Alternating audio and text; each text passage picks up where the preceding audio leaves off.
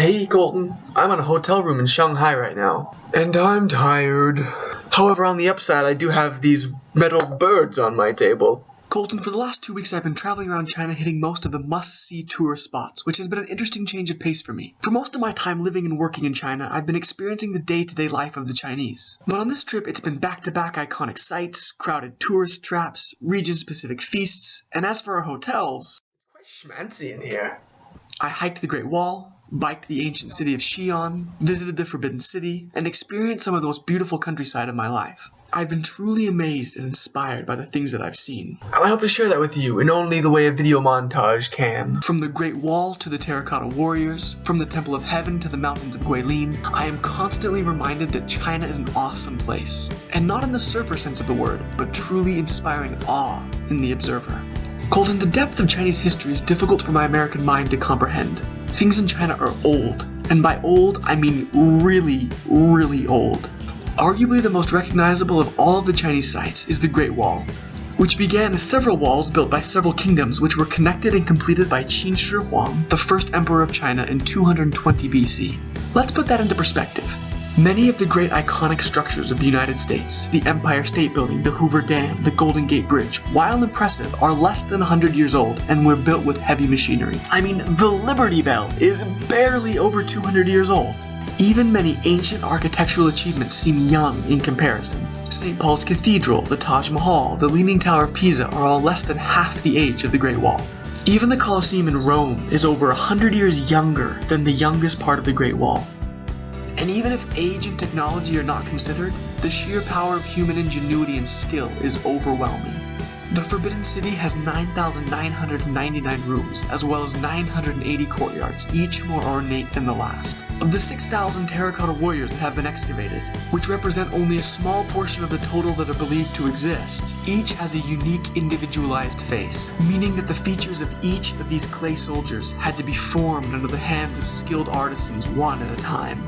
These achievements and monuments left by the men and women of long ago continue to attract millions of visitors every year. And if any of those visitors are like me, they left inspired and encouraged to reach higher and dig deeper than they thought was humanly possible. But while China is an inspiring and breathtaking place, it has also had a history that has been plagued by instability and oppression. While the beauty and grandeur of these architectural achievements left me encouraged, much of their history does quite the opposite. The Great Wall that inspires both Chinese and foreigners alike has also been called the longest cemetery on Earth, because there was so much death during its construction. Beyond the cost of timber and stone and gold and sweat, the Great Wall is said to have cost the lives of more than 1 million people. But Colton, was it worth it? Its greatness inspires millions of us each year to rethink what is possible. But is the inspiration of millions of lives worth the destruction of hundreds of thousands? Those terracotta warriors that impressed me so deeply were built by a tyrant who would rival any scene in the modern world. His opponents were crushed, thousands of scholars that opposed him were buried alive, and their precious books were burned.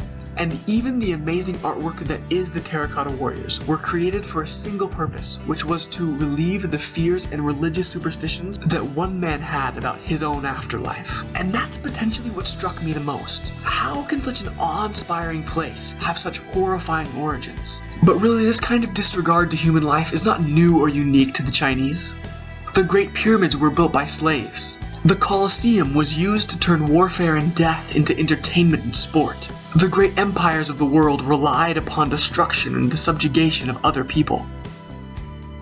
The threads of history truly are difficult to unravel. How much is a life worth? Is 1 million lives worth the millions of lives that are inspired by the work? If history is to be regarded as a trustworthy teacher, it would appear that the edifice of greatness must always be built upon the rubble of unnamed, broken, and forgotten lives. But Colton, while the past can't be changed, and those lives can't be returned, nor those atrocities undone, I still don't find it wrong for their achievements to inspire me.